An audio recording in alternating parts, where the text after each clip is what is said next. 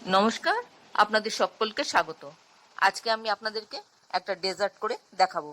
এই ডেজার্টটা দেখতে যতটা সুন্দর, খেতেও ততটা ভালো। আর টেবিলে রাখলে লোকে তো হামলে পড়ে খাবে। আসুন তাহলে দেখিনি কিভাবে করতে হবে এই ডেজার্টটা। আমি এখানে 250 গ্রাম দুধ নিয়ে নিয়েছি। তার থেকে আমি খানিকটা কাটিয়ে রাখছি। এবার দুধটার মধ্যে এক ডাবু হাতা চিনি দিয়ে দিলাম, আর দেবো ভ্যানিলা এসেন্স হাফ টিস্পুন দিয়ে ভালো করে মিশিয়ে দুধটা আমি জাল হতে বসিয়ে দেব। আর এদিকে কাটিয়ে রাখা বাটির মধ্যে আমি দেব কর্নফ্লাওয়ার 1 চা চামচ দিয়ে ভালো করে মিশিয়ে নেব। কর্নফ্লাওয়ারটা ভালো করে মিশিয়ে নিচ্ছি যাতে কোনো লাম্পস না থাকে। এই মুহূর্তে আপনারা কে কোথা থেকে, কোন শহর থেকে আমার এই রেসিপিটা দেখছেন, প্লিজ একটু কমেন্ট বক্সে কমেন্ট করবেন, তাহলে আমার খুব ভালো লাগবে। আর নতুন কোনো বন্ধু প্রথমবার আমার চ্যানেলটাকে দেখে থাকলে আপনাকে একটা বিগ হাগ জানাচ্ছি। চ্যানেলটাকে সাবস্ক্রাইব করে নেওয়ার জন্য অনুরোধ রইল। পাশে বেল আইকনটা অ্যাক্টিভেট করে নেবেন যাতে পরবর্তী আমার সমস্ত রেসিপি নোটিফিকেশন সবার আগে আপনার কাছে এসে পৌঁছয়। আর আপনি যদি ফেসবুক থেকে দেখে থাকেন তাহলে ফলো অপশনটা ক্লিক করবেন আর একটা লাইক দেবেন, তাহলে আপনি আমার সাথে জুড়ে যাবেন। আপনি আমার সাথে জুড়ে গেলে আমার সমস্ত রেসিপি নোটিফিকেশন সবার আগে আপনার কাছে এসে পৌঁছবে। চিনিটা মোটামুটি মেল্ট হয়ে গেছে, গলে গেছে। এবার একটা উতলান আসার অপেক্ষায় আছি। উতলানটা আসুক। আপনারা যারা যারা এখনো পর্যন্ত আমার চ্যানেলটাকে সাবস্ক্রাইব করেননি, ঝটপট সাবস্ক্রাইব করে নিন। আপনাদেরকে আমাদের মাঝে দেখতে পেলে আমাদের খুব ভালো লাগবে। দুধটা ফুটে উঠেছে প্রায়। এবার কর্নফ্লাওয়ারটা যে গুলেছিলাম বাটির মধ্যে সেটা ভালো করে আবার নেড়ে নিচ্ছি, কারণ এটা বসে যায়, নিচের দিকে বসে যাওয়ার টেন্ডেন্সি থাকে। এবার ফুটন্ত দুধে আমি এই মিশ্রণটা অল্প অল্প করে দেব আর নাড়তে থাকবো সমানে। এইভাবে নাড়তে নাড়তে একটা ঘন কনসিস্টেন্সি তৈরি হবে। দেখুন কত সুন্দর লাগছে, ঘন হয়ে আসছে। এবার খানিকক্ষণ নাড়াচাড়া করার পর গ্যাসটা অফ করে দেব। গ্যাসটা অফ করে দিয়ে খানিকক্ষণ নাড়বো আবার, যাতে এটা এক জায়গায় জমে না থাকে। ভালো করে নাড়াচাড়া করার পর গ্যাস থেকে নামিয়ে নিয়ে আসবো। এবার এই ডেজার্টটা করা একদম সহজ, যে কেউ পারবে করতে। ঝটপট হয়ে যায় আর হাতের কাছে জিনিস দিয়ে তৈরি হয়ে যাবে। আমার এটা মোটামুটি নাড়াচাড়া হয়ে গেল। এবার নামিয়ে নিয়ে আসলাম। এখানে আমি দুটো বাটি নিয়েছি। এই বাটির মধ্যে গরম গরম অবস্থায় আমি ঢেলে নেব, পাত্রে ঢেলে দেব। এইভাবে দুটো পাত্রে আমি পরিমাণ মতন দিয়ে দিচ্ছি।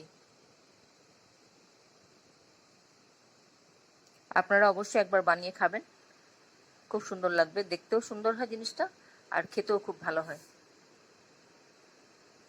অবশ্যই একবার বানিয়ে খাবেন। আমি দিয়ে দিলাম দুটো পাত্রে।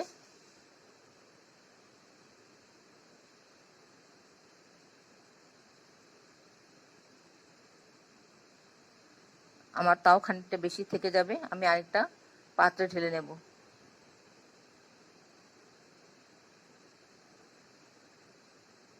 আমি 3টে পাত্রে দিয়ে দিয়েছি। এবার খানিকটা রয়ে গেছে, সে তার মধ্যে রয়ে যায়নি মানে আমি রেখে দিয়েছি, তার মধ্যে আমি এবার একটু ইয়েলো ফুড কালার দিয়ে দেব, দিয়ে ভালো করে মিশিয়ে নেব। প্রয়োজন হলে আমি আর একটু ফুড কালার দেব।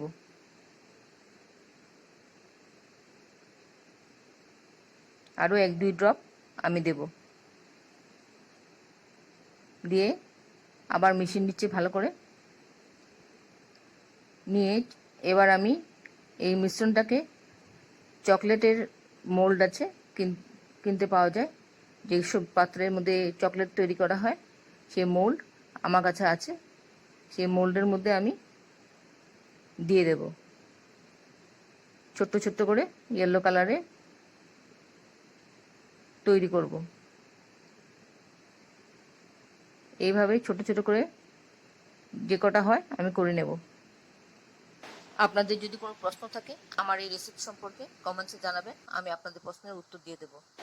রেসিপিটা আপনাদের কেমন লাগলো সেটা কমেন্টসে জানাতে ভুলবেন না।